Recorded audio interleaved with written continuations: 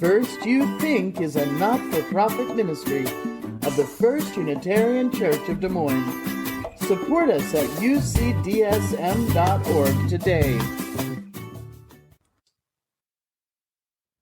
On this Martin Luther King Day weekend, as we celebrate what would have been Dr. King's 95th birthday, race-based distrust, prejudice, and bigotry continues to bedevil and rive our nation. Our world, too, but I must say, especially our nation. The first balm for the wounds of division is truth. The bandages of programs, the splints of institutions, and the sutures of social justice will all fail without the salve of truth, the awareness of what is so, shared knowledge of how things are. Let us begin with the truth about our history, for that will help us understand why racial harmony is so particularly difficult for this country. Some of us know the history in at least the broad outline that I will recount, but perhaps not all of us do. In these times, when simply teaching African American history is being banned and restricted in some states, simply to tell this history is a subversive act. So come, let us be subversive together. America did not invent prejudice or discrimination against people that in any physical way, including skin color, looked different. Indeed, as I mentioned last week, anxiety about people who are different appears to be an innate condition in a certain percent of the population, and it can certainly be a learned condition in many more. What America did invent was the modern conception of race and the racism based upon that conception. The word race used to mean any other group of people. If you lived in northern France, the people a couple hundred miles south of you were a southerly race. Protestants referred to the Catholic race and vice versa. Nobles spoke of the peasant race. The emergence of the modern sense of race was a deliberate device of the wealthy landowners in the colonies in the 1600s. They invented racism as we know it in order to co-opt the poor whites into helping sustain slavery. The first enslaved Africans on soil that became the U.S. were brought along with Spanish exploring expeditions. They came and went from within what are now the boundaries of the United States, starting in 1526. The first Africans held in slavery by settler colonialists in the English colonies were brought to Jamestown, Virginia in 1619, 1 year before the Mayflower. They were brought on a ship called the White Lion. By the middle and late 1600s, much of the manual agricultural labor of the colonies was being done by what we would now call white indentured servants. England's anti-poverty program of the time was to make poverty a crime punishable by deportation to America, essentially as slave, but with the provision for earning one's freedom after 10 or 20 or sometimes as much as 30 years of labor. From what we can tell, when enslaved people from Africa appeared to work beside them in the field, the darker skin color aroused no particular animosity. Whether you had paler skin or darker skin, you were kept in separate quarters, supervised by an overseer, whipped as a means of correction, often underfed and underclothed, and stereotyped as vile and brutish and subhuman. The two groups, both despised objects of the contempt of the bourgeoisie, saw each other as sharing the same predicament. As historian Edmund Morgan notes, it was common, for example, for servants and slaves to run away together, steal hogs together, get drunk together. It was not uncommon for them to make love together. and sometimes European servants combined with enslaved Africans to rebel against the ruling elite. In colonial America of the 1600s, the main difference between the indentured servants and enslaved ones was in the economics for the landowners. The workers that came from Africa cost more, but they paid off in the long run because the landowner didn't have to release them after a certain period of time, and because any children of an enslaved woman were also enslaved. For that reason, the slave demand brought a steady increase through the 1600s in the population of enslaved Africans in the colonies. As time went by, the trend of increased numbers of African slaves combined with more and more of the indentured serving out their time and more European-born poor freedmen in the population. Only then did the landowners begin to draw the sort of race line that today is so familiar to us. They did it as a strategy against rebellion. The freedmen were persons without house or land, rankled by unfair taxes, the greed of legislators who then, as now, were in the pockets of the wealthy, and land use regulation that made it very difficult for them to ever own land.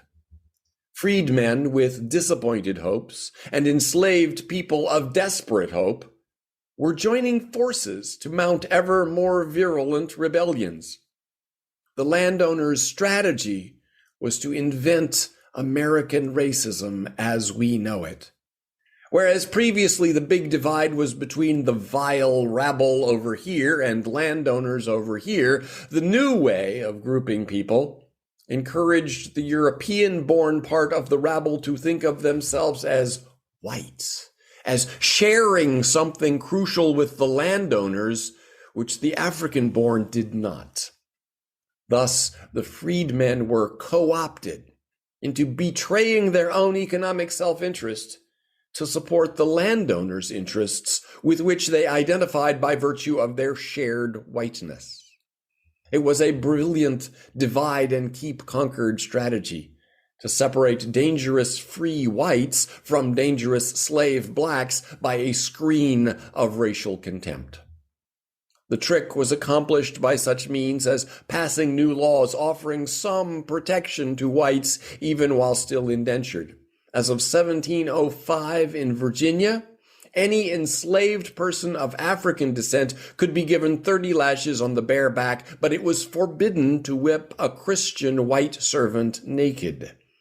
The whipping happened, but the extra indignity did not, which helped the indentured begin to learn to be white, to identify with their oppressors against the even more oppressed. That same year, 1705, horses, cattle, and hogs were confiscated from enslaved people and sold to benefit poor whites. Any white was given the right to whip a black servant. Landowners were urged to bar the people they enslaved from learning the skills of a trade in order to preserve that work for white artisans. In ways subtle and obvious, a dignity based on whiteness alone was created where nothing of the sort had been imagined 50 years before. The gap between the wealthy and the poor widened as a result of slave productivity, and thus the sense that poor whites now shared status and dignity with their social betters was largely illusory, but that illusion was powerful. Being white meant despising blacks, which afforded this illusory dignity that kept poor whites from agitating for economic reform on their own behalf, and instead adopting attitudes and behavior to assist the landowners in keeping the blacks down. We carry that legacy today. Many of the whites among us, if we think back, would be able to tell a story of how we learned to be white. For me, it was on the school bus when I was in first grade. A big third grader, sophisticated and worldly wise in my eyes, asked me if I liked President Johnson. I shrugged. I was in first grade. What did I know about President Johnson? He said he didn't like Johnson, quote, because he lets, and here he used the N-word, go to our school. The look of contempt on his face made me feel such a relief not to be the object of that contempt. I learned to be white on that day. I was whited by a system invented in this country 2.5 centuries before by landowners who wanted to suppress rebellion, a system that took on a life of its own and long outlived its original purpose. If you are white, when did you learn that? If you are not, when was your earliest significant lesson about what your race was and what it meant? We are all wounded by the race line that slashes across our psyches. Martha's reflection alluded to one of the ways that manifests, whatever side of that line we may think that we're on. Once the race line has been established, there is a projection that occurs. Learning to be white means learning to project upon darker-skinned people everything inside that the white person feels is low or vile or shameful. A constant nagging sense of unworthiness is part of the deal. Here, you get to be white like the rich folks, but you can't help noticing that you're still poor, so maybe you're not really worthy of your whiteness. And the more that whites were made to feel unworthy, the more they projected unworthy qualities onto the group that they were allowed to and told to despise. The more whites internalized that message, you're white, so if you just work hard enough, you're bound to be okay, then the more they projected upon blacks the laziness they feared in themselves. White racism against blacks is always a version of self-disgust adopted in a desperate attempt to hold on to worth and dignity in the face of exclusion from the upper classes. Now that we see this dynamic going on, begins to explain a few mysteries. Martin Luther King brought his war on slums to Chicago for his 1966 campaign for open housing. He encountered there greater hostility in Chicago than he had ever seen in Atlanta growing up, or in Montgomery leading the bus boycott, or anywhere. Rocks and bricks were thrown. As King marched, someone hurled a stone that struck King on the head. Stunned, he fell to one knee for several seconds. As he rose, aides and bodyguards surrounded him to protect him from the rocks, bottles, and firecrackers that rained down on the demonstrators. King was one of 30 who were injured. The disturbance resulted in 40 arrests. He later explained why he put himself at risk. I have to do this to expose myself, to bring this hate into the open. He had done that before, but Chicago was different. He said, I have seen many demonstrations in the South, but I have never seen anything so hostile and so hateful as I've seen here today. What could account for this intensity of hostility from whites whose every economically visible interest was unthreatened? Why were the lower and middle class whites more virulently racist than the upper class whose interests were more directly challenged? Because if worth and dignity didn't come from whiteness, they just weren't sure where it could come from. Over and over, a substantial portion of white lower and middle class voters vote against their own self-interest and in favor of wealthy interests. Why? Because learning to distance oneself from the interests of blacks would have, even if in reality one shares those interests, is part of learning to be white. White has meant identifying with the wealthy, identifying with a shared paleness over and against shared economic needs. Why is the U.S. unable to enact a fairer, much more effective, and even cheaper healthcare system, a single-payer government national health insurance, while Europe and Canada and Japan have this eminently sensible system? It's because the U.S.'s specific heritage of racism taught us to identify with the wealthy, and the wealthy don't need national health insurance. Why is the U.S. unable to provide adequate public schooling, affordable housing for all, and progressive taxation? It's because the U.S.'s specific heritage of racism taught us to identify with the wealthy, and the wealthy send their kids to private schools, aren't at risk of homelessness, and don't want to be progressively taxed. Why is it that when black men open carried firearms, as the Black Panthers did in the 1960s and 70s, gun control legislation passed?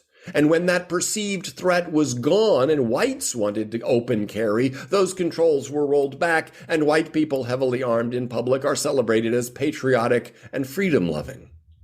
Why is it that the Anti-Drug Abuse Act of 1986 created much harsher penalties for possession of crack cocaine used mostly by blacks than for a quantity of powdered cocaine used mostly by whites that produced similar effects?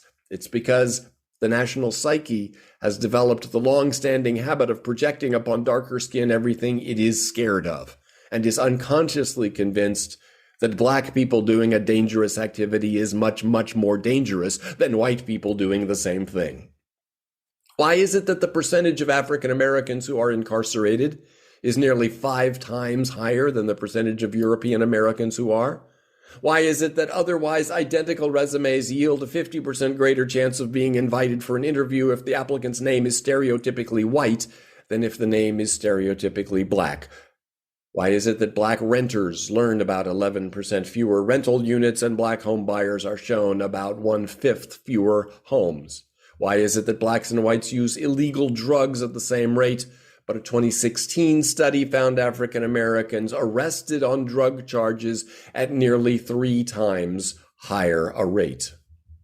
Why is it that from 2010 to 2012, according to a study analyzing data of that period, a young black male aged 15 to 19 was 21 times more likely to be shot by police than his white counterpart?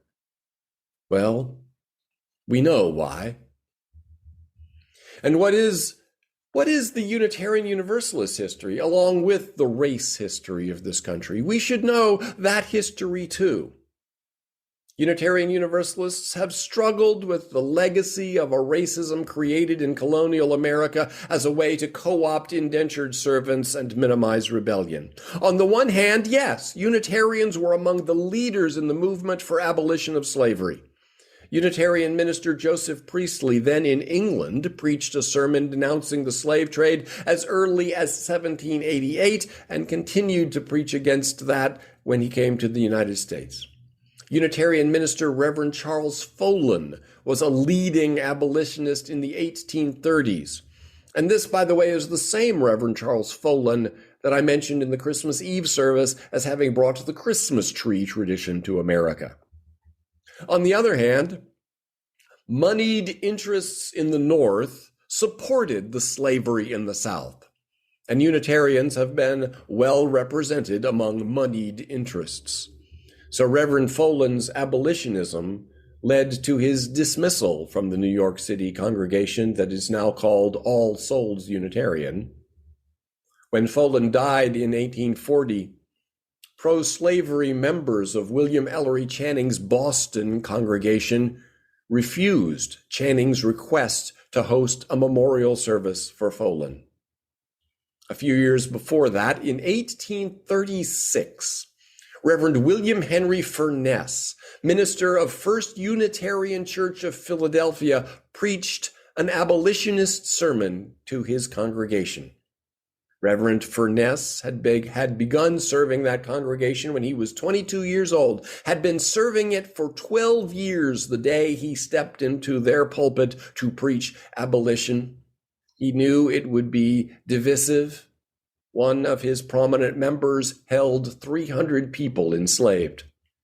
Furness's stance split the congregation in half.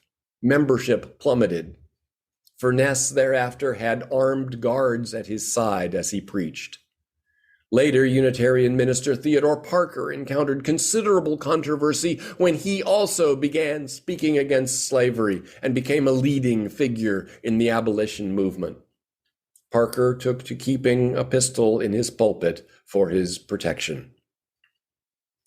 Many Unitarians, clergy and layfolk, committed their lives and fortunes to the cause of abolition.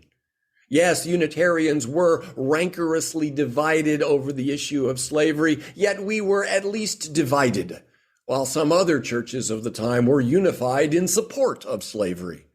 Many Unitarians were leading this denomination and this country toward a new moral awareness, and we can be proud of that.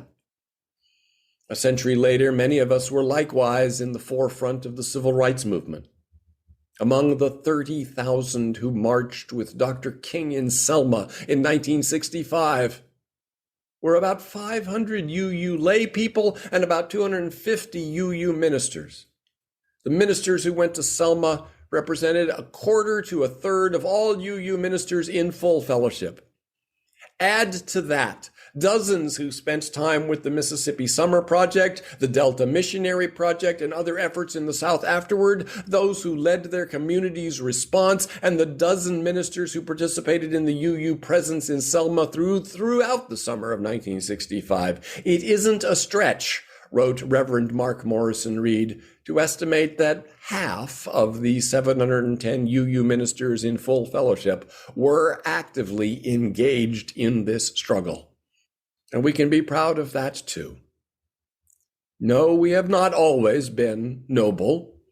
In the 1920s, the first two African-American Unitarian ministers, Ethelred Brown and Louis McGee, both encountered continual discouragement and resistance from denominational leadership at the time, who saw no place for a Black man in the pulpits of their predominantly white congregations.